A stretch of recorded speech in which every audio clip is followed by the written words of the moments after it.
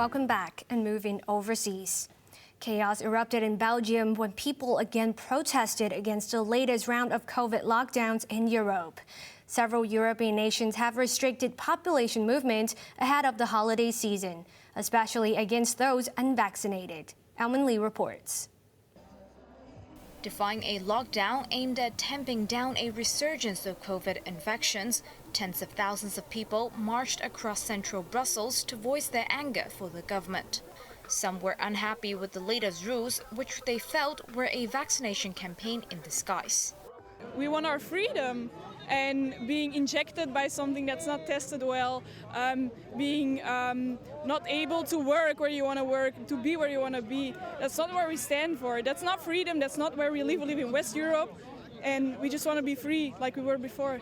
These rules the government is implying is getting out of hand, and it's a really narrow line between freedom and justice here. Some of us, we don't want to get vaccinated. So we don't need to explain ourselves because it's our right to decline such a thing. Police estimated 33,000 took part in the march, which began peacefully.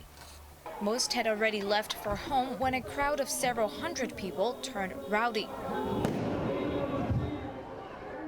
and started pelting flares and other objects towards police. Officers responded with tear gas and water cannon.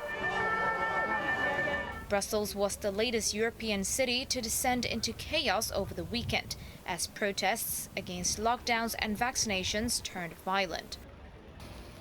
But calm has returned to Vienna, which experienced the similar kind of mayhem the day before. Residents seized their last chance to visit a Christmas market before a 10-day nationwide lockdown kicked in today. This man said he felt sad, but understood the curbs were necessary and would comply as a gesture of solidarity. These stall owners lamented their wasted effort, as the lockdown had forced the month-long event to shut after just 1 week.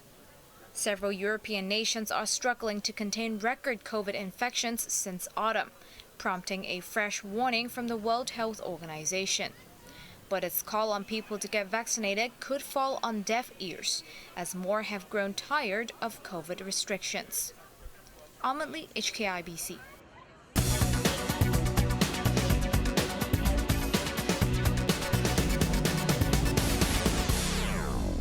Hong Kong's consumer prices rose at their fastest pace in 3 months, with October's figures jumping by 1.7% from a year ago.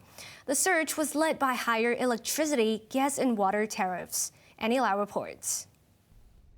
Bottlenecks and supply chain disruptions caused by the coronavirus pandemic have driven up commodity prices around the world. There was no exception for Hong Kong either.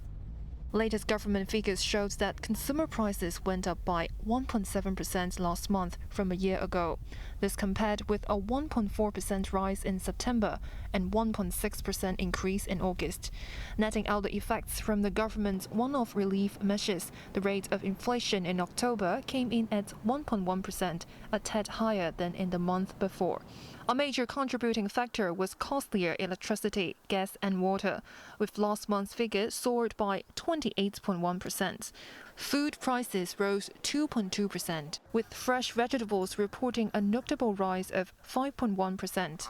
Hong Kongers also had to spend more on clothing and footwear, with prices edging up 6.1%. Transport expenses, meanwhile, went up by 5.7%.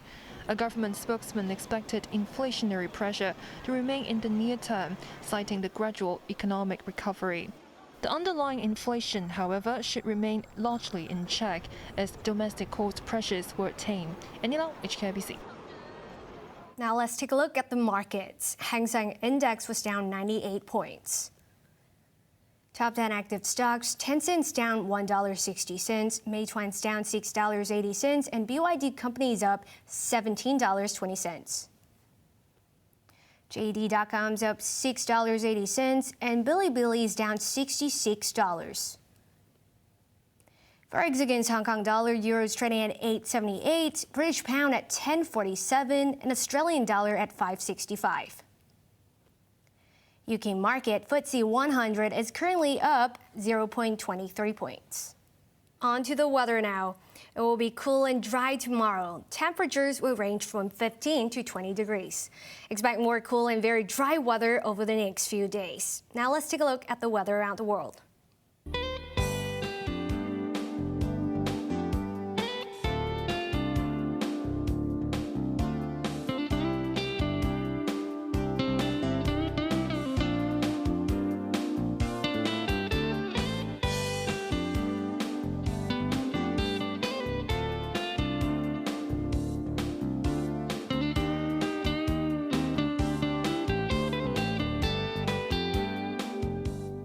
That's our main news for Monday night. Join us for more news at 11. I'm Grace Ma. Thanks for watching. Good night.